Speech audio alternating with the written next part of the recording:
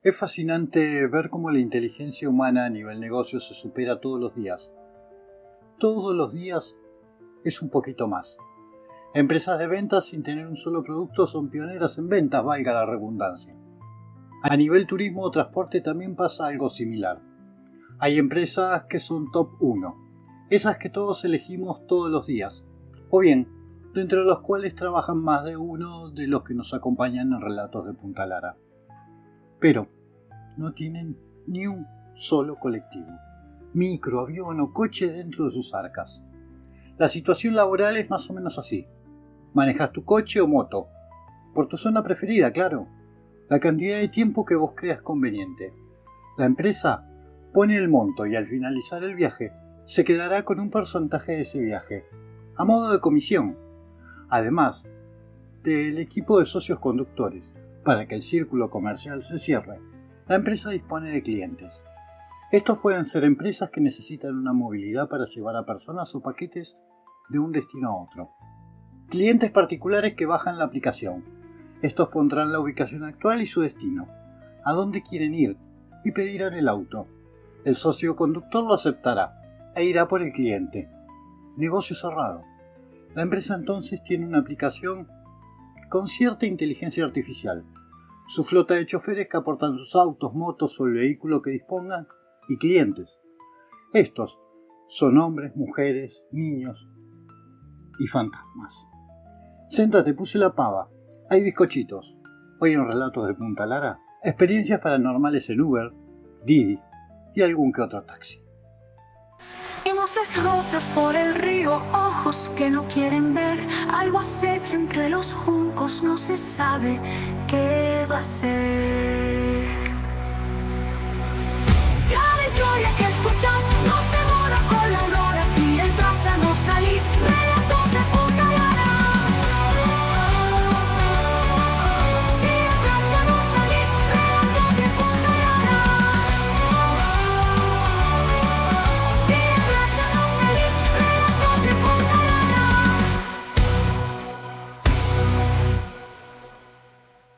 Esto me lo contó un chofer de Didi que maneja por Ensenada, Buenos Aires. El tipo no es de creer en nada, pero después de esa noche, algo le cambió en la mirada. Era un miércoles pasada la 1 de la madrugada. Había terminado un viaje en Punta Lara y ya se iba para la casa, cuando le entra una solicitud desde un punto medio alejado, casi llegando al barrio Aldique, por una de las calles oscuras donde casi no hay casas.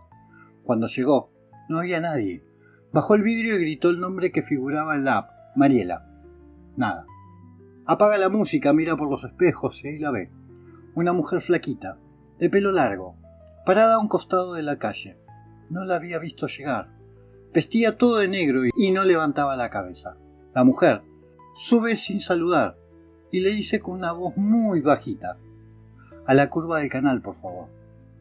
Él, medio incómodo, arranca. Durante el trayecto la mujer no habla. No mira el celular, no respira fuerte, nada. Apenas se oye el roce de la tela cuando se mueve. Llegan a la famosa curva del canal del aliviador. El chofer frena, se da vuelta para decirle que llegaron y el asiento está vacío. La puerta nunca se abrió. La mujer ya no estaba. Creyendo que estaba medio loco, revisa la app. El viaje estaba finalizado y el nombre seguía ahí, Mariela. Entonces busca en Google y encuentra una noticia del 2019. Una mujer llamada Mariela falleció en un accidente justo en esa curva. Era de noche, volvía de una fiesta. El auto se le fue de control y cayó al canal. Desde entonces, el chofer evita esa zona, no por miedo, sino porque a veces, cuando pasa por ahí, la app le marca un pedido desde el agua. Esto me lo contó un chofer de Uber, Mauro, que trabaja siempre de noche porque, según él, es cuando más se gana. Pero después de esto, juró nunca volver a pasar por el puente Bosch. Después de las 2 de la mañana, claro. Era viernes, cerca de las 3. Había dejado un viaje random por ahí, y mientras volvía, le cayó una solicitud extraña. El punto de recogida estaba justo al pie del viejo puente Bosch, del lado del puerto, donde todo está oscuro, y solo se ven galpones abandonados y camiones estacionados. Aceptó por rutina. Cuando llegó, no había nadie. Estaba por cancelar, pero entonces vio una silueta parada sobre la vereda. Era un tipo alto, muy flaco, con sombrero de ala ancha. No se le veía la cara, pero caminaba lento hacia el auto. Subió atrás, del lado derecho, no saludó. Solo dijo: «Cruza el puente y dobla a la izquierda, yo te aviso». Mauro notó que el tipo tenía una voz rara, como si hablara desde lejos. Aceleró. Cruzaron el puente y apenas giró de la curva todo cambió. Literalmente las luces de los postes empezaron a parpadear y después se apagaron. La radio del auto hizo un ruido fuerte, como de interferencia, y el GPS dejó de funcionar. Lo único que se escuchaba era la respiración de Mauro y un golpeteo suave, como uñas contra el vidrio. Miró por el espejo y el pasajero ya no era el mismo. No tenía cara. Era como una masa oscura, con dos ojos muy hundidos que lo miraban fijo. Quiso frenar, pero el volante no respondió. El auto seguía solo, como si lo llevaran. En el parabrisas empezaron a aparecer marcas de manos, como si alguien estuviera tratando de entrar desde afuera. Pero iban a más de 60 kilómetros por hora. Era imposible, no podía ser. Mauro gritó, se agarró fuerte del volante y cerró los ojos. Cuando los abrió estaba estacionado en una calle sin salida, cerca de un cementerio, el auto apagado y sin rastros del pasajero. Miró el celular, no había registro del viaje, ninguna solicitud, nada. Como si nunca hubiera existido. Desde ese día, cada vez que pasa por ese mismo puente, pone música fuerte y no acepta viajes hasta cruzarlo por completo. Dice que en una de esas, lo que subió aquella noche, tal vez lo sigue esperando. Nahuel es mecánico hace más de 15 años. Trabaja en un taller de Ensenada donde atiende de todo, pero le tiene cariño especial a algunos clientes. Uno de ellos es Marcelo, un tipo tranquilo que maneja para Didi hace rato y siempre trae su Citroën C4 para los service. Una tarde Marcelo le deja el auto con un problema eléctrico raro. Las luces interiores se prendían solas, de noche. La radio se encendía sin que nadie la tocara, y a veces el estéreo emitía estática aunque estuviese apagado. Debe ser masa floja o algo con la batería, pensó Nahuel. Lo mete al fondo del taller, le saca la batería, empieza a revisar. Todo normal. Cae la noche. El resto de los mecánicos ya se habían ido. Nahuel se queda solo, como siempre, porque le gusta terminar tranquilo. Alzó las 9:30 mientras armaba la parte eléctrica de nuevo. El auto se encendió solo. No el motor, sino las luces interiores. Luego, el estéreo. Había un disco colocado y un tema de Rantiel. Justo era la parte que esa soprano cantaba una nota que muy pocos pueden llegar en un inglés perfecto, y a tan alto volumen que lo único que logró es espantar a Nahuel. El corazón lo tenía en la boca y las manos le temblaban. Rantiel dijo algo que no estaba grabado en el CD. La música paró, y solo su voz entrecortada repetía: «¿Por qué paraste? ¿Por qué seguiste?».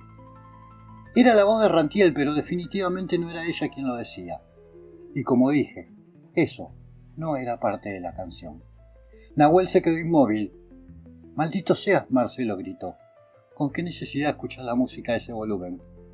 Miró hacia adentro del auto pensando que tal vez había dejado algo mal conectado. Pero en el asiento trasero, por el reflejo del vidrio, había alguien. Una mujer despeinada, con el rostro manchado de sangre. No lo miraba él, sino miraba hacia el frente, como si siguiera atrapada en un viaje que ya terminó.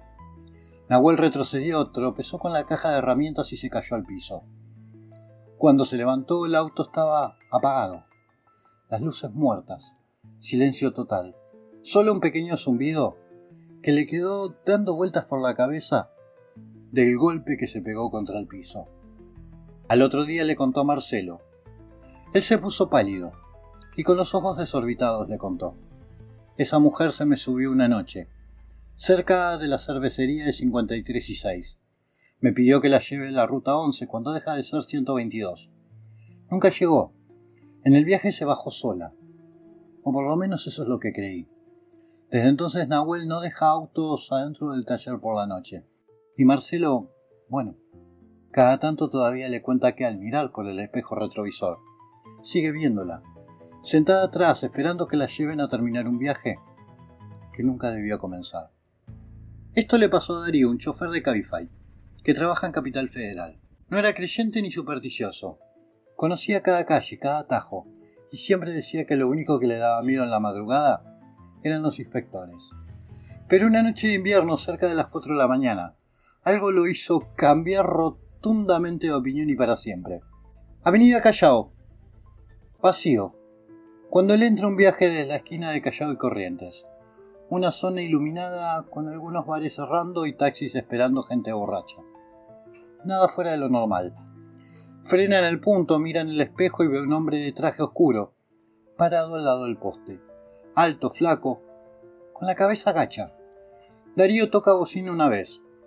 El tipo sube sin decir una palabra, solo extiende la mano por encima del respaldo y le muestra el destino en el celular. Cementerio de la Recoleta. Medio raro, pensó Darío, pero bueno, cada loco con su tema. Acelera, pone la radio bajita. El tipo no dice ni una sola palabra en todo el trayecto, ni siquiera parpadea. Cuando llegan, el cementerio está completamente cerrado. Obvio. Y ahí, el tipo rompe el silencio. Ya estoy en casa. Darío se da vuelta y no hay nadie. Solo el asiento marcado. Como si alguien hubiera estado sentado ahí. El cinturón todavía con la forma del cuerpo. Pensando que estaba soñando, que el tipo se bajó sin que se diera cuenta. Revisa el espejo retrovisor. Entonces lo ve. Una figura idéntica. Parada entre las tumbas. Quieta. De espaldas. Pero lo que lo paraliza no es eso, sino que a pesar de la luz de la luna llena, esa figura no proyectaba sombra. Darío pisa el acelerador y se va sin mirar para atrás. Al día siguiente revisa el historial. El viaje nunca fue cobrado. El nombre del pasajero estaba registrado como desconocido. Desde esa noche, Darío evita tomar viajes en esa zona después de las 3. Dice que en una ciudad como Buenos Aires, con tanta historia y tanto muerto ilustre, uno nunca sabe a quién está llevando realmente. Esto me lo contó una mujer llamada Erika, chofer de Uber en Córdoba capital. Tenía 38 años, madre soltera, laburadora. Siempre fue escéptica, de esas personas que dicen lo raro está en la gente, no en los fantasmas.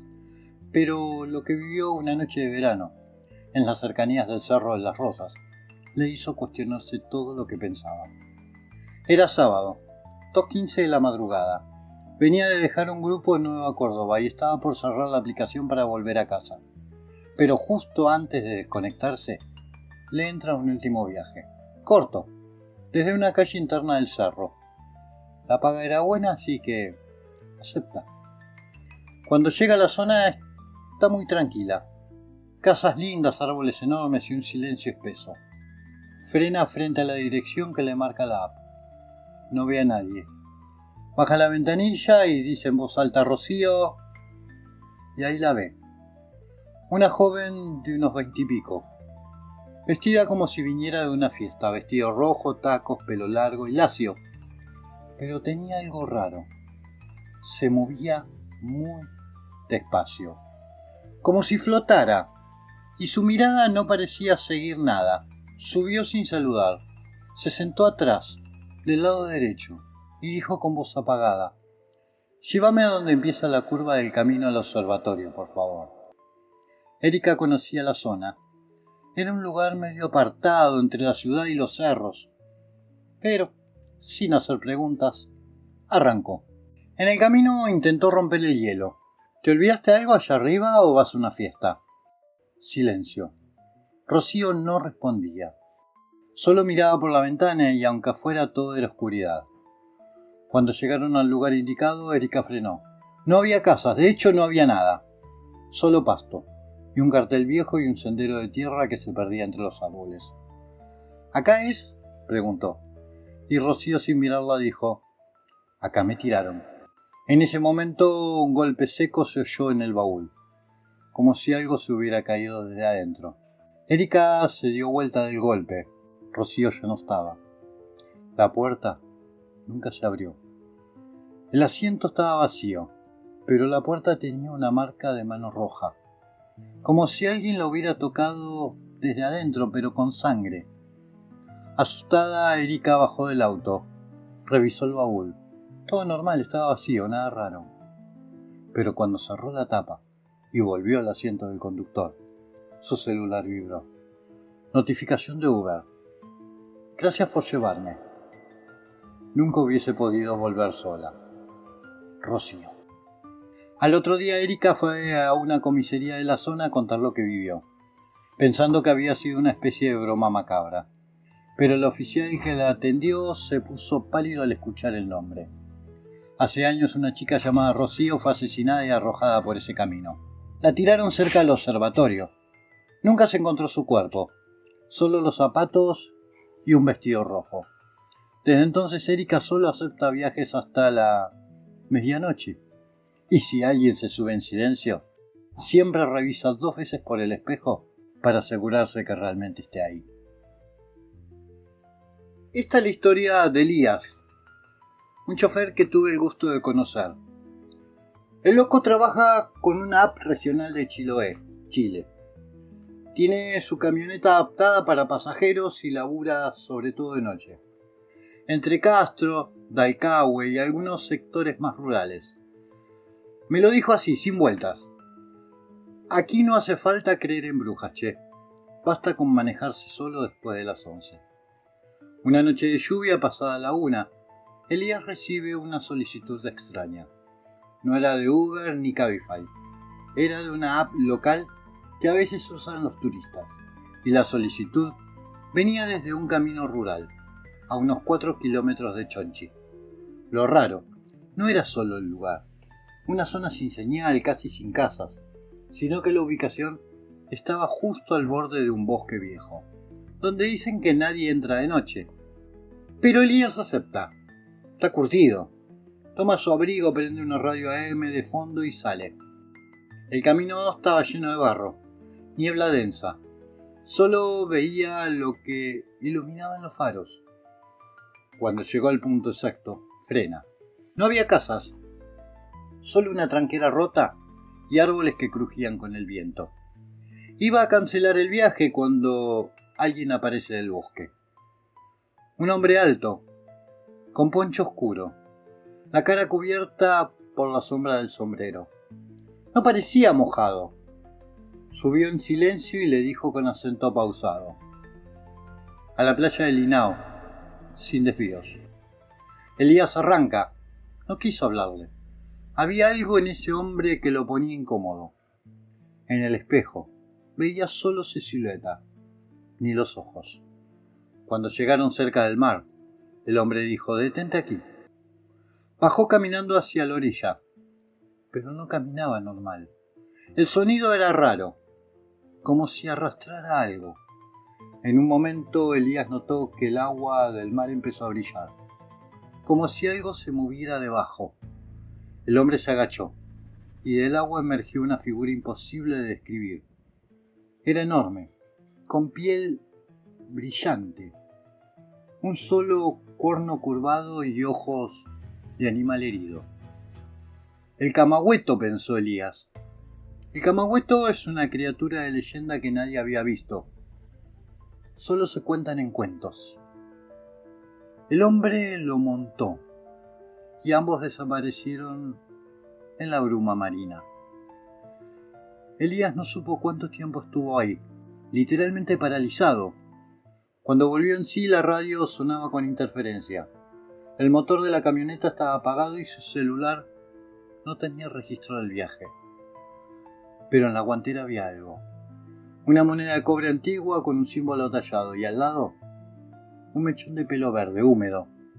Volvió esa noche con los ojos rotos y la voz temblando. Dijo que nunca más aceptó viajes sin número de casa. Hay pedidos que no vienen desde una app, sino de un mundo más viejo, que sigue vivo entre los árboles de Chiloé. ¿Y el camagüeto? El camagüeto obviamente existe.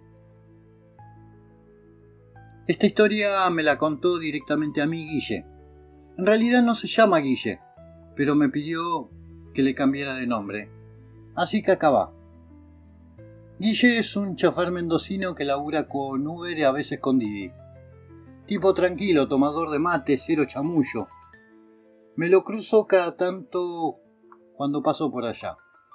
Y una noche me largó esta historia en voz muy baja, como si no quisiera que alguien más lo oyera. Era un jueves a la madrugada, una de esas noches despejadas donde el viento sonda te raspa la cara.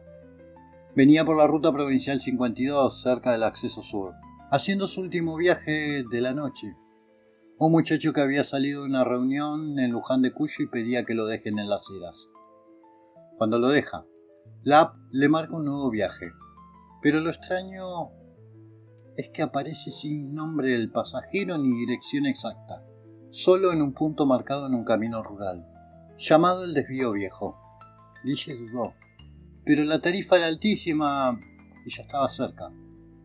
Arranca. El lugar era extraño, un camino de tierra, flanqueado por arbustos secos, sin luces, sin casas. Al llegar al punto marcado no había nadie. Baja la ventana, silba, grita, pedido de Uber, y ahí se ve algo al fondo. Una figura, caminando en la oscuridad con movimientos torpes. No parecía una persona normal, era demasiado alta. Los brazos colgaban hasta las rodillas, y cuando se acercó, Guille sintió que el aire se ponía más espeso, como si estuviera respirando dentro de una bolsa. La figura subió atrás. No dijo ni una sola palabra. El aire dentro del auto bajó como 5 grados, eso sí. Guille miró por el retrovisor, no se le veía la cara. Solo una silueta pálida como si estuviera hecha de humo, pero con ojos que ardían como brasas. Entonces el pasajero habló, con una voz ronca, que no parecía humana. Seguime las luces. Delante del auto, sin que nadie las encienda, comenzaron a aparecer luces blancas flotando, como faroles viejos colgando del aire, una tras otra, marcando un camino. Guille quedó paralizado, pero siguió ese sendero fantasmal. Después de unos minutos, que parecieron horas, llegaron a un claro en medio de la nada. El pasajero bajó sin abrir la puerta. Literalmente desapareció. Pero Guille no estaba solo. Afuera, entre los arbustos, decenas de figuras estaban mirándolo. Personas, no. Sombras. Algunas con cara, otras no. Quietas.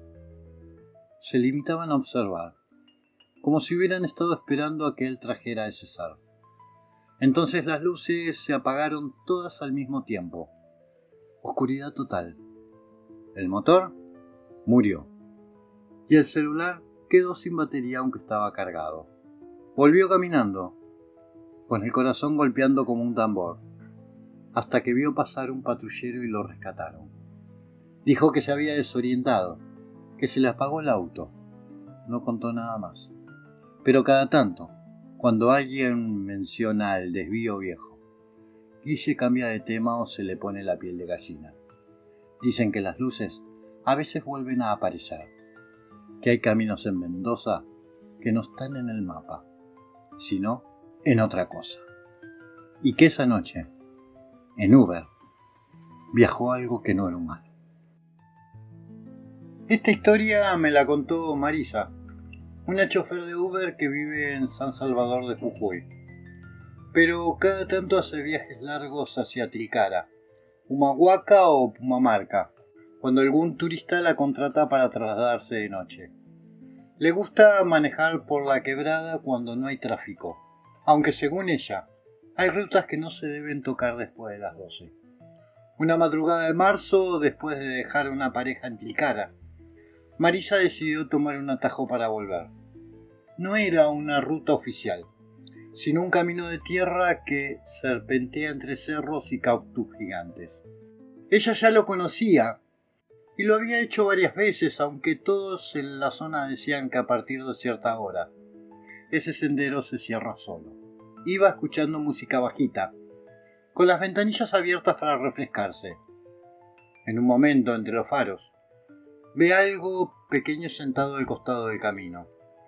Frenó de golpe, era un nene, de no más de 7 años, descalzo, con una camisa blanca rota y un pantaloncito embarrado. Estaba con la cabeza agachada y no lloraba. Solo movía los dedos contra el polvo. Marisa se baja rápido, asustada. Le pregunta si está perdido, si necesita ayuda. El nene no responde. Ella saca el celular para llamar a la policía, pero no tiene señal ahí. Entonces decide subirlo al auto y llevarlo a la comisaría más cercana.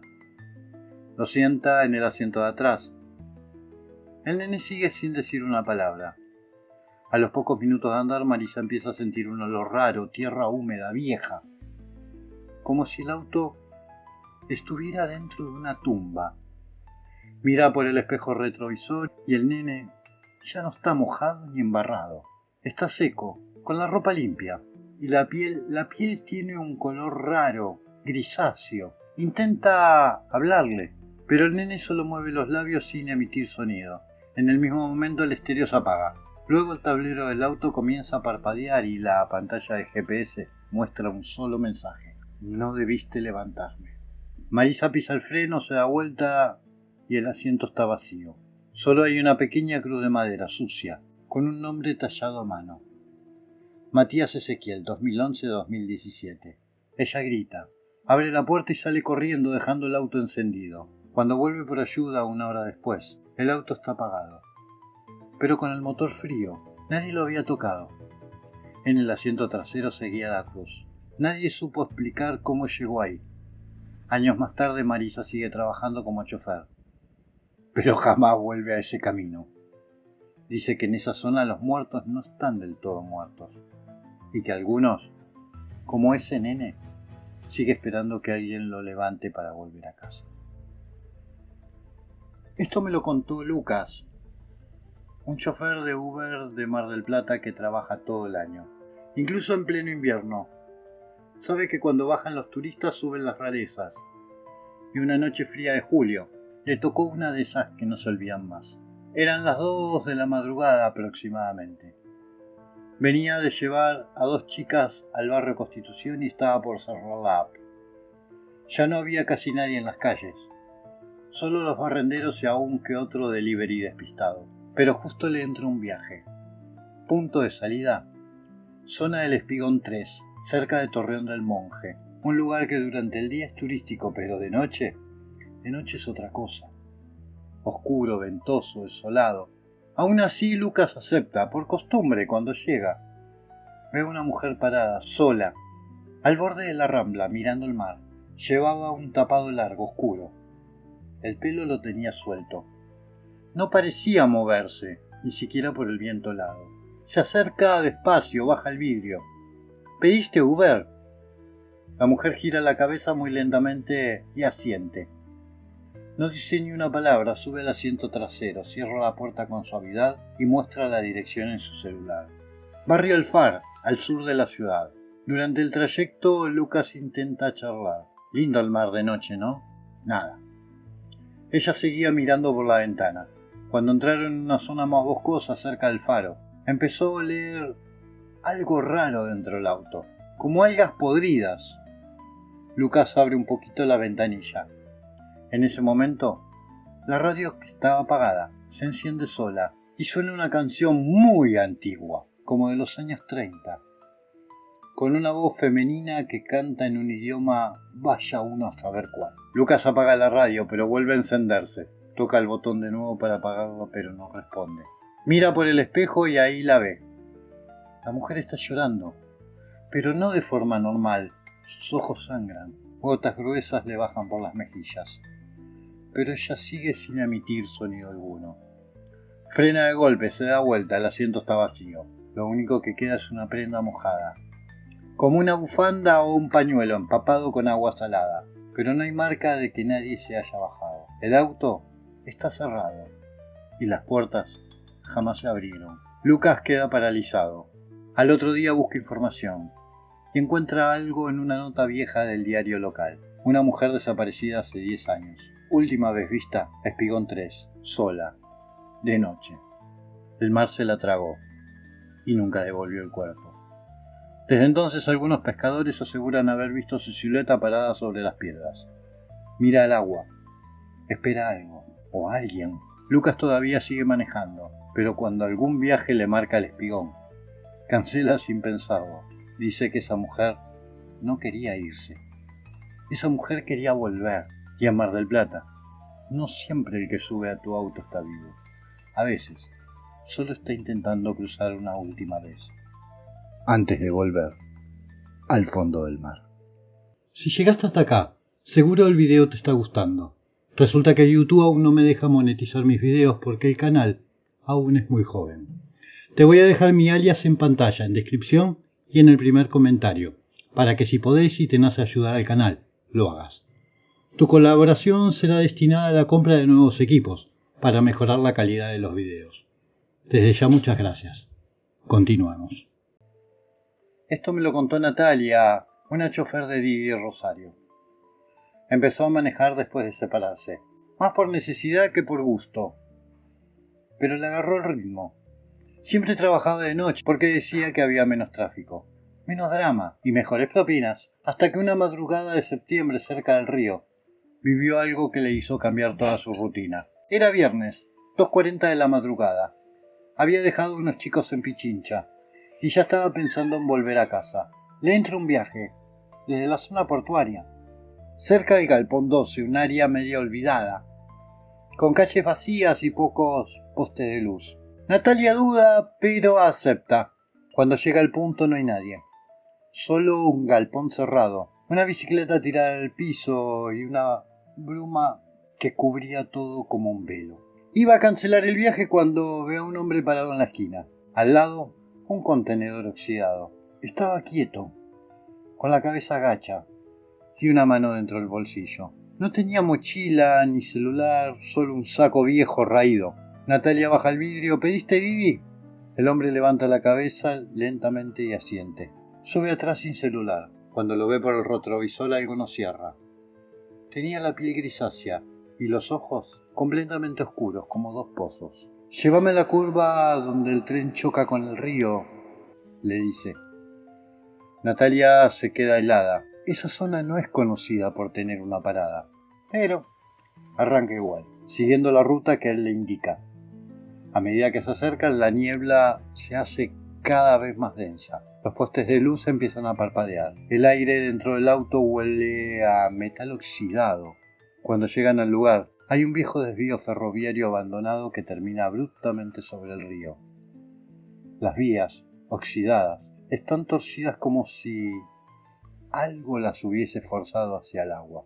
El hombre dice: acá fue, acá morimos. Natalia gira la cabeza, el asiento de nuevo está vacío. Mira por el espejo y por un segundo ve su reflejo, pero no el de él, como si hubiera estado imaginando todo. El reloj del tablero había cambiado. Eran las 3:13 y el GPS no marcaba ninguna ubicación. Solo una frase escrita en letras blancas sobre el fondo negro.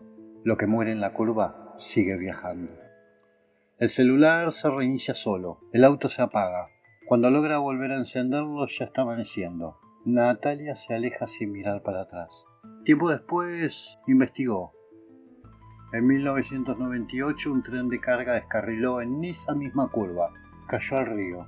Murieron 3 de los 4 operarios. El único que nunca apareció se llamaba Matías y la descripción coincidía perfectamente con el pasajero que subió aquella noche. Desde entonces Natalia solo acepta viajes en zonas bien iluminadas. Dice que hay lugares de Rosario donde el pasado no descansa y que si alguien sube en silencio, vestido con ropa vieja y te pide ir a la curva, lo mejor es no frenar, porque no todo lo que viaja en Didi está dispuesto a llegar. Esto le pasó a Raúl, un chofer de Uber de Río Gallegos. Estábamos esperando que nos terminen de lavar el auto en un lavadero en Capital Federal. Yo sé que no lo hizo para asustarme, sino como que quien quiere sacarse algo de encima, como si contar la historia fuera su forma de exorcizarla. Todo ocurrió una noche de invierno, -6 grados de sensación térmica. Raúl había aceptado un viaje desde las afueras de la ciudad, una zona de casas bajas y galpones. Era raro que alguien pidiera Uber desde ahí. Tampoco era imposible. Gente que sale tarde del trabajo, pensó. Cuando llegó al punto, No vio a nadie, solo escuchaba el viento soplando fuerte entre las chapas. Esperó 1 minuto, nada, 2 minutos, nada. Justo cuando estaba por cancelar, apareció una chica caminando desde el callejón, entre dos construcciones. Llevaba un abrigo viejo, largo, con una capucha que le tapaba casi todo el rostro. Subió al asiento trasero sin decir ni una sola palabra. Raúl, con educación, preguntó: ¿A dónde vamos? Ella respondió con una voz apagada: Ruta 3, kilómetro 2560, donde sopla más fuerte. Era un pedido extraño. Esa parte de la Ruta 3 era campo abierto, sin luces, sin estaciones, sin pueblo. Solo guanacos, vientos y oscuridad. Pero algo en su voz le hizo imposible negarse. Así que puso el auto en marcha y arrancó. Mientras avanzaban, el camino se hacía cada vez más desolado. A los costados, el campo se extendía hasta donde la vista ya no alcanzaba. No había señal en el celular y la radio solo lanzaba estática. En un momento Raúl se da cuenta de que no puede verla por el espejo retrovisor. El asiento trasero está oscuro, más oscuro de lo que debería. Siente que hay algo ahí, pero no puede definirlo. De pronto, sin previo aviso, la mujer le dice: «Frena, ya llegamos». El GPS marcaba el punto exacto, al costado de la ruta, solo que había un viejo molino de viento oxidado. Giraba muy lentamente, nada más. Cuando Raúl se da vuelta, no hay nadie en el asiento, pero en el vidrio empañado de la ventanilla trasera había una palabra escrita desde adentro: silencio. Aterrorizado, pisa el acelerador y se va de ahí como puede. Lo más extraño vino después. Esa noche, en sueños, Raúl volvió al lugar. Lo vio desde afuera, como si flotara. El molino giraba y la mujer lo miraba desde el campo. Pero no estaba sola. Detrás de ella había docenas de figuras inmóviles, todas con capuchas, todas mirando hacia el auto, como si esperaran, no sé, un viaje. Desde entonces, cada vez que pasa cerca de ese kilómetro, el GPS deja de funcionar, y por las noches, cuando el viento sopla fuerte, siente que alguien se sube atrás. Raúl sigue manejando, pero nunca más después de las 12. Dice que en el sur, el viento no solo trae frío, también arrastra cosas que buscan volver. Esto le sucedió a Julia, una chofer de Uber en Roma. Maneja hace 6 años y le gusta de noche. Conoce cada rincón del centro histórico, desde el Trastevere hacia las afueras del Vaticano. Una noche de septiembre, cerca de las 2 de la madrugada, recibió un viaje desde Piazza Navona, una de las zonas más turísticas, pero ya desiertas hasta ahora. El punto de recogida era justo frente a una iglesia antigua, con las esculturas del siglo XVII mirándolas desde la fachada como si fueran testigos mudos. Allí vio a una mujer parada, completamente vestida de blanco, con un rostro sereno y pálido, casi sin expresión. Le pareció extraño, pero nada fuera de lo común. Roma está llena de turistas excéntricos. La mujer subió al asiento trasero sin decir una palabra. Solo extendió una mano, delicada y helada. Le mostró un papel escrito a mano: Vía Appia Antica, número 301. Julia sintió un leve escalofrío, pero obedeció. Puso la dirección del GPS y arrancó. El camino fue silencioso mientras conducía por calles adoquinadas. Julia notó que el aire en el auto se volvía cada vez más frío, a pesar de que la calefacción estaba encendida. No se animaba a mirar por el espejo, pero algo le decía que la mujer no parpadeaba ni se movía. La Vía Appia Antica es una de las calzadas más antiguas de Roma. Está bordeada por cipreses altos, mausoleos y catacumbas romanas. Es un lugar hermoso de día, pero completamente inquietante de noche. Cuando llegaron al número indicado, Julia se dio cuenta que no era una casa, sino una estructura antigua, casi derrumbada. Un cartel oxidado decía Mausoleo de la familia di Giovanni y una fecha, 1821. Se dio vuelta para preguntarle si estaba segura de bajar ahí. ¿A que no saben qué? El asiento estaba vacío. La puerta nunca se abrió tampoco, pero el cinturón seguía abrochado. Solo quedó un aroma fuerte a incienso en el aire, como el de las iglesias antiguas, y el vidrio de la ventanilla trasera. Una huella de mano, como tallada de mármol. Paralizada, Julia bajó del auto. Miró el mausoleo. Entre las inscripciones desgastadas por el tiempo, una en particular la hizo retroceder. Lucia di Giovanni, 1796-1821. Último viaje en silencio. Desde esa noche, cada vez que pasa por Piazza Navona, Giulia dice que ve una silueta blanca en la iglesia, como si esperara otro viaje. Algunos turistas juran haberla fotografiado al fondo de sus selfies. Giulia sigue manejando, pero ya no carga gente de blanco y jamás acepta viajes hacia la Vía Apia de noche. Porque en Roma hasta las piedras hablan y algunos fantasmas aún tienen destinos pendientes. Esta historia la contó Karim, un chofer de Uber en El Cairo, Egipto. No es fácil manejar por esas calles caóticas, llenas de bocinas, arenas en el aire y turistas por todos lados. Pero Karim ya estaba acostumbrado. Además no manejaba un auto, manejaba una conocida moto de 3 ruedas, como un triciclo que tiene la parte de atrás cubierta. Le dicen tutús a esos vehículos. Lo que nunca esperó fue cargar a alguien que no venía del presente. Era una noche cálida de junio. Estaba estacionado cerca del Museo Egipcio cuando le entra una solicitud en las escalinatas del lugar. Alguien con el nombre Neferu pedía un viaje hacia Saqqara, una zona conocida por sus pirámides y catacumbas, pero que a esa hora, pasada la medianoche, estaba completamente cerrada. Karim dudó. ¿Quién va a Saqqara a esa hora? Pero aceptó el viaje. Llegó al museo y vio una mujer sola, vestida con una túnica negra que le cubría todo el cuerpo. No levantó la vista. Subió al tutú con movimientos lentos, casi flotando, y le indicó con una voz profunda: no tomes caminos nuevos, la arena me recuerda. Karim pensó que era una actriz o alguna excéntrica turista disfrazada. Encendió la radio y puso música, pero algo hizo que los parlantes solo emitieran un zumbido grave. Parecía un susurro antiguo. Durante el viaje, ella no habló. Solo se limitó a escuchar la radio y el rugido lejano del viento del desierto. Al acercarse a Saqqara, la oscuridad era total. No había faroles ni casas, solo ruinas y columnas viejas comiéndose la luna. Al llegar al punto exacto del destino, la mujer extendió una moneda negra, con jeroglíficos de ambos lados. Esto es para el barquero, dijo. Dejó caer la moneda en la palma de Karim. Al instante, una ráfaga de viento caliente cruzó el tutús. Como si algo hubiera cruzado desde otro mundo, la mujer desciende y deja cuidadosamente sobre el asiento una túnica perfectamente doblada. La mujer desaparece. Karim se queda mirando el lugar. Era la entrada de una tumba que estaba cerrada hacía siglos, y un cartel decía: tumba de Neferu, sacerdotisa real, sellada por maldición. Pensando que estaba siendo víctima de una broma, miró la moneda de nuevo. Ya no tenía brillo metálico, estaba seca, agrietada, y ardía al tacto.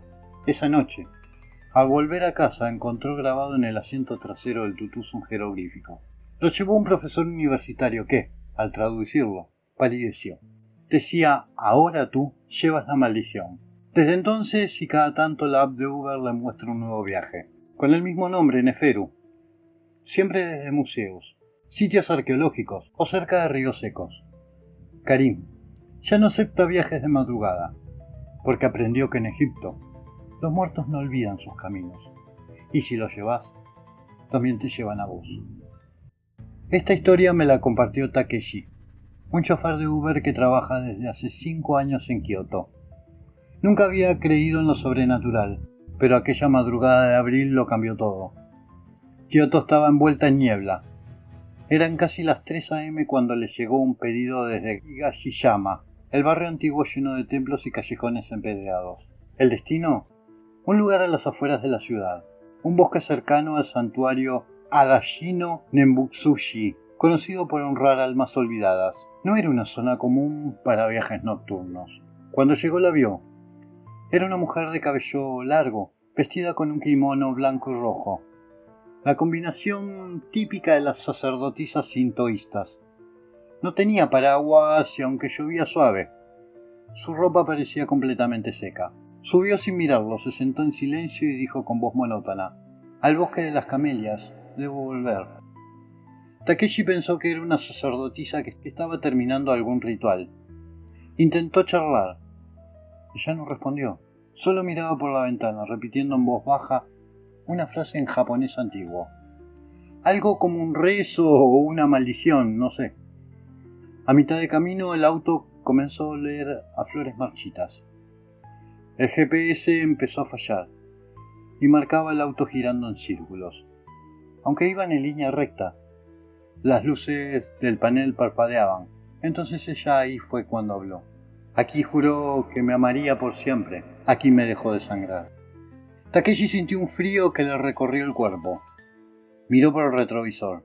Los ojos de la mujer ahora estaban completamente negros, y una línea de sangre negra le bajaba desde la comisura de la boca. Volveré cada noche hasta que él pague, pero tú me llevaste. Al llegar al destino no había bosque ni camelias, solo una emplanada vacía, con una lápida solitaria y rota. Takeshi se da vuelta y encuentra el asiento empapado en agua, donde ella había estado sentada. Había también una flor de camelia marchita y una mariposa negra posada en el vidrio. Intentó encender el auto. El motor no respondió. Caminó hasta una estación de policía cercana. Al volver con los oficiales, el auto ya no estaba. Lo encontraron días después, a kilómetros de ahí, hundido parcialmente en un estanque del templo Honoji, el mismo donde hace siglos se decía que una mujer se arrojó tras ser traicionada por un samurái. Su espíritu, dicen, jura venganza eterna cada primavera, cuando las camelias florecen. Desde entonces, Takeshi no conduce en abril. Dice que la lluvia le trae susurros, y cada tanto, al mirar por el espejo retrovisor la ve, sentada otra vez, mojada, sin haber abierto la puerta. Este caso me lo contó Rubén, taxista de la vieja escuela, 62 años, más de 40 manejando por la ciudad de Buenos Aires. Dice que en todos esos años vio de todo, asaltos, persecuciones, accidentes, pero nada lo marcó como lo que vivió una noche de invierno, hace apenas 2 o 3 años. Era en viernes, casi las 4 de la mañana, 4 menos 10. Estaba por cortar el día cuando levantó un viaje por Avenida Rivadavia al 4800. Altura Caballito. El pasajero lo esperaba parado en la vereda, entre dos faroles fundidos, justo al lado de una casa antigua. Tapiada, nadie parece que vivía ahí. Hacía décadas que ese lugar estaba abandonado. Vestía de negro, con un sombrero de ala y un sobretodo largo, del estilo que ya no se usa. Entró al taxi sin saludar y dio una dirección al oído. 11. Avenida Porredón, frente al cementerio. Rubén lo miró por el retrovisor. El tipo parecía sacado de otra época. Pálido, con rasgos finos, y una voz apagada casi fantasmal. Durante el viaje no habló. Rubén intentó romper el silencio con algún comentario. Nada. Solo un murmullo que no entendía del todo. Como si el pasajero estuviese rezando, o recordando, o vaya a saber uno qué. A medida que avanzaban por Rivadavia, Rubén sintió que el ambiente dentro del taxi se volvía más denso, húmedo, como si estuvieran manejando bajo el agua. El aire parecía pesado y los ruidos de la calle se silenciaban. En un momento, al detenerse en un semáforo en rojo, miró por el espejo y vio que el asiento del pasajero estaba completamente mojado, como si hubiese llovido solo ahí. Por supuesto también estaba el tipo, pero no tenía cara. Era una mancha oscura, sin ojos, sin boca, solo piel tensa y estirada como cera derretida. Rubén se dio vuelta del susto. El hombre pareció haber bajado corriendo del auto. No le dio tiempo a nada. Solo escuchó el portazo. Trató de seguirlo con la mirada para donde iba en la calle, pero no lo pudo ver más. El taxi estaba vacío. El reloj marcaba las 4:14. Detuvo el auto. Bajó. Se encendió un cigarrillo. Fue entonces cuando vio lo imposible. Su propio taxi pasando frente a él, doblando por Porredón. El mismo coche, el mismo número de licencia, con el pasajero de negro sentado atrás. Rubén corrió como pudo hasta la esquina. Nada, nadie. Volvió al auto, el corazón a mil. Encendió el motor. En el asiento trasero una boina negra mojada y un recibo viejo de radiotaxi, con fecha de 1983. El nombre del chofer, Rubén González. Su nombre, desde entonces, cada tanto. Su reloj interno lo despierta a 3:47, 4 menos 10. Y una voz le susurra al oído la misma dirección. Pero ya no levanta pasajeros en esa cuadra de Rivadavia. Dice que ahí no hay casas, solo una tapia y una sombra que siempre espera, parado bajo un farol apagado. Ahora vamos a La Plata, Buenos Aires, Argentina. Julián, colombiano de Medellín, La vida lo trajo a Argentina hace 6 años, taxista desde que llegó. Encontró en La Plata un lugar tranquilo para trabajar, aunque siempre dijo que la ciudad tenía algo raro, como si en algunas esquinas el tiempo se doblara. Esa noche de invierno, cerca de las 2:20 am, estaba por terminar su jornada. Había dejado un pasajero en Diagonal 73 y pensaba volver a su casa cuando lo frenó una mujer en la esquina de 7:49. Tenía el cabello muy largo, tapándole parte de la cara, y vestía un abrigo rojo que parecía de otra época. Le pidió que la llevara a calle 66 entre 19 y 20, frente a la vieja biblioteca abandonada. Julián aceptó sin dudar, pero al mirar por el retrovisor notó algo inquietante. La mujer no dejaba de mirar hacia abajo, con las manos apretadas en el regazo, sin parpadear. A medida que avanzaban por las diagonales, Julián sintió un cambio en el ambiente. El aire se volvió más frío, más denso, como si la ciudad estuviera entrando en otra dimensión. Las luces de los postes empezaron a parpadear y los semáforos parecían estar siempre en rojo, aunque no venía nadie. Cuando llegaron a la dirección, Julián se giró para avisarle. De nuevo el asiento trasero estaba vacío. Pensó que quizás se había bajado sin que él se diera cuenta, pero entonces vio que la puerta estaba cerrada con seguro, y el asiento tenía marcas de como que fue usado. Aparte estaba húmedo, como si alguien hubiese llorado en él. Se prendió un cigarrillo para calmarse. En eso un golpe seco en el techo del taxi lo hizo dar un brinco. Salió, miró, nada. Volvió al volante, encendió la radio. Estaba en estática, bajó el volumen, y ahí lo oyó. Una voz femenina susurrando desde el asiento de atrás. No abras la puerta, ellos están afuera. Julián se quedó congelado. Miró por los 3 espejos, 3 sombras sin rostros, largas y oscuras lo rodeaban. Eran como figuras hechas de niebla, moviéndose sin tocar el suelo, sin pensarlo 2 veces. Arrancó el taxi y escapó a toda velocidad por 66. Recién cuando llegó a Plaza Moreno sintió que podía respirar otra vez. Al día siguiente volvió a la zona de la biblioteca abandonada. Allí un anciano le dijo que en esa cuadra, hace más de 30 años, una mujer fue atropellada al bajar de un taxi, y que desde entonces muchos choferes decían haberla llevado sin saberlo, hasta que desaparece. Desde aquella noche Julián no acepta viajes después de las 2 de la mañana. Dice que no le tiene miedo a los vivos, pero a los que ya no están hay que dejarlos andar en paz. Osvaldo llegó desde La Habana, Cuba, hace casi una década. Vive en Savaná, Estados Unidos. Es una ciudad sureña que parece salida de un cuento viejo, con árboles cubiertos de musgo, faroles de hierro y casas donde el pasado nunca se fue del todo.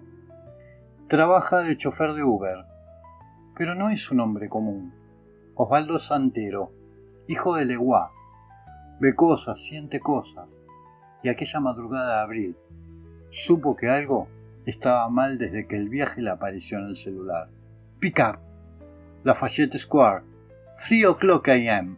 En español, Lafayette Square, 3 en punto de la mañana. Al llegar, vio a una mujer joven, cabello negro azabache, vestido de blanco, descalza. No parecía drogada ni borracha. Le pidió ir a Bonaventure Cemetery. Osvaldo tragó saliva. Ese cementerio no era cualquier lugar. Allí, según cuentan, los muertos susurran, pero aceptó. ¿Está bien, señor?, preguntó ella con voz suave, casi como si viniera de lejos. Claro, claro, respondió él, aunque por dentro sabía que el aire se había vuelto más denso. El olor a flores marchitas llenaba el auto, y el espejo retrovisor no la reflejaba. En un semáforo Osvaldo desvió la vista hacia el asiento trasero. No había huellas de barro, ni los pies de ella tocaban el suelo. Sintió que Legual le hablaba al oído. No es de este lado, hijo, pero no viene a hacer daño. Maferefund mi Legual aleja los ogbo de mi camino, dice mientras seguía manejando. Al llegar al cementerio, ella le pidió que no se detuviera, que diera una vuelta lenta por la verja de hierro. Estoy buscando a alguien. Me prometió que volvería, dijo con tristeza, sin mirar al frente. Y entonces, desde la oscuridad, entre los cipreses, una figura masculina. También descalza, surgió caminando hacia el auto. Osvaldo frenó, miró a su eleguá que lo tenía en el piso del lado del acompañante del auto. Entrecerró los ojos y se encomendó a él. De uno de sus bolsillos agarró un caramelo y con todo el amor del mundo se lo dio a su protector. Eran solo ellos, el eguá y el cubano. Un golpe de realidad cae sobre Osvaldo y ve que la figura masculina se acerca al auto, justo donde estaba su pasajera. Un vidrio los separaba, la ventanilla. Ambos fantasmas se miraron. Ella se sonrió, el hombre también, y en un parpadeo desaparecieron. No quedó ni un aroma ni una sombra, solo el asiento trasero cubierto de rosas secas. Osvaldo estacionó en la orilla del camino. Sacó su collar de santero, encendió un tabaco torcido y dijo en voz baja: que encuentren paz, que el igual les abra los caminos, pero que no me vuelvan a buscar. Desde entonces, cada vez que recibe un viaje en la zona de Lafayette, después de las 3 a.m., lo cancela. No por miedo, sino por respeto, porque en Savannah no todos los pasajeros están vivos, pero todos tienen una historia que necesita ser contada. Montevideo, Uruguay. Héctor, chofer uruguayo de Cabify, estaba de turno en una noche tranquila de otoño. El aire venía húmedo desde el río de la Plata y una niebla espesa empezaba a cubrir las calles cercanas al puerto. Eran cerca de las 10 de la noche, ni siquiera llegaba a las 10 de la noche. Fue cuando le sonó un viaje de la terminal fluvial de Buquebús. Al llegar, vi una figura femenina de pie bajo uno de los faroles oxidados. Vestía con elegancia, abrigo azul, sombrero, guantes blancos y un pequeño bolso de cuero. Todo parecía sacado de una película antigua. Ella subió sin decir palabra y le marcó en la app una dirección en una ciudad vieja. Mientras el auto avanzaba por la Rambla, Héctor intentó romper el hielo. ¿Viene de Buenos Aires? La mujer asintió con la cabeza. Hace mucho que no volvía, todo se ve tan distinto. Su voz era suave, pero había algo raro en su tono, como si el tiempo le pasara lento. ¿Hace cuánto que no venía?, preguntó el curioso. Ella lo pensó por un instante. Desde 1954. Héctor soltó una risa incómoda, creyendo que era una broma. Pero al mirar por el retrovisor notó que el espejo no la reflejaba.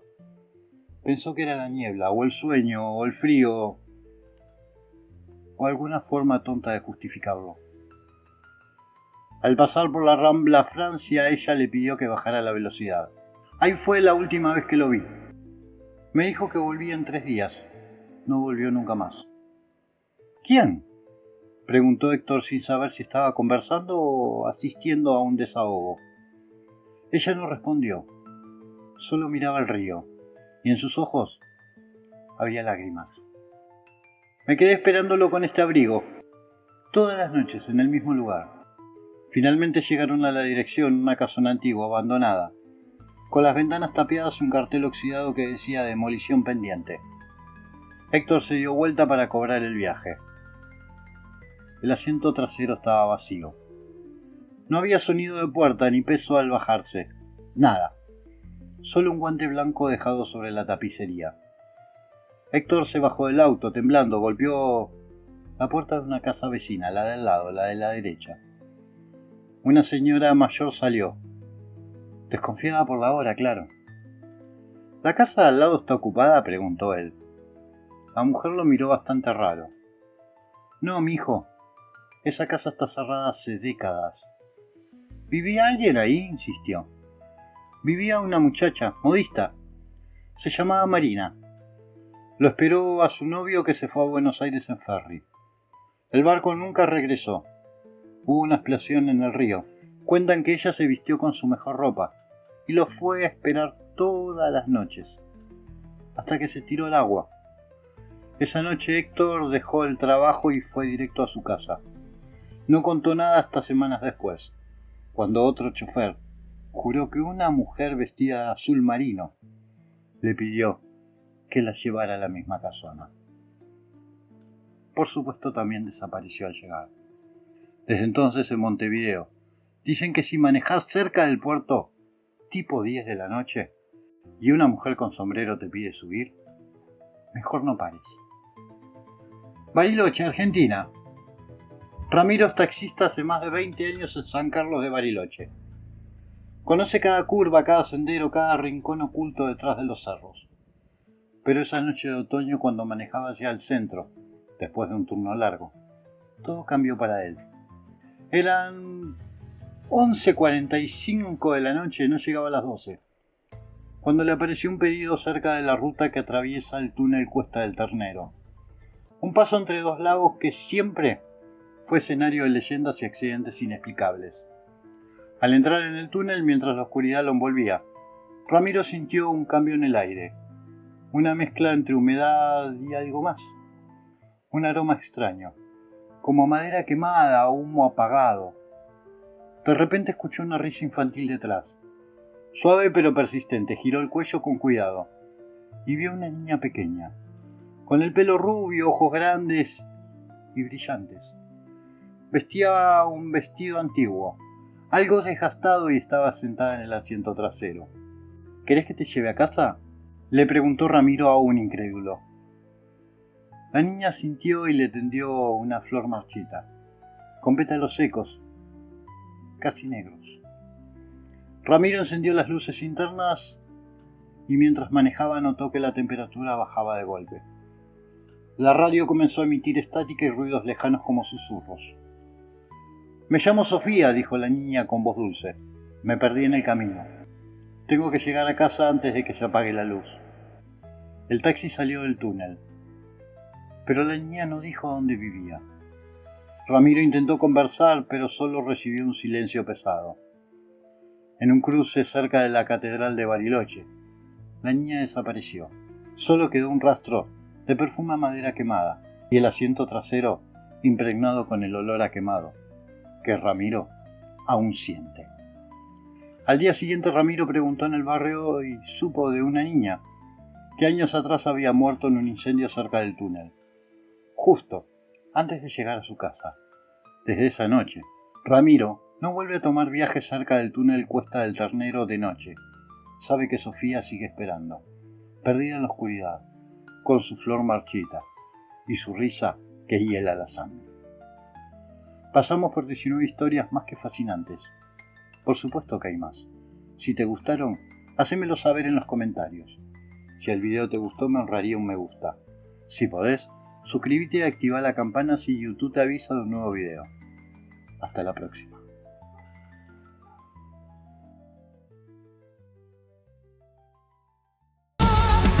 En las ondas de la costa donde el viento no perdona, no hay relatos que murmuran y la niebla los transforma. Punta Lara no descansa, guarda historias que estremecen, donde el miedo se desliza y los vivos no obedecen. Voces rotas por el río, ojos que no quieren ver, algo acecha entre los juncos, no se sabe qué va a ser. Cada historia que escuchas no se borra con la aurora, si entras ya no salís. Relatos de Punta Lara.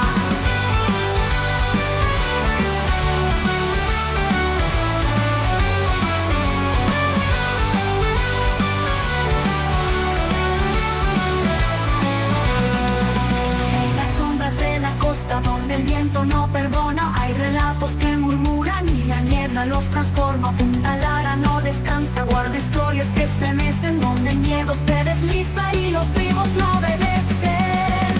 Voces rotas por el río, ojos que no quieren ver, algo acecha entre los juncos, no se sabe qué va a ser. Cada historia que escuchas no se borra con la aurora, si entras ya no salís. Relatos de Punta Lara.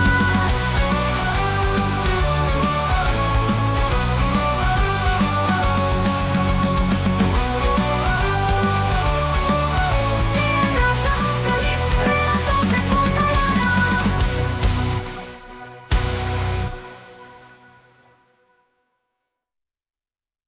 Y voces rotas por el río, ojos que no quieren ver, algo acecha entre los juncos, no se sabe qué va a ser.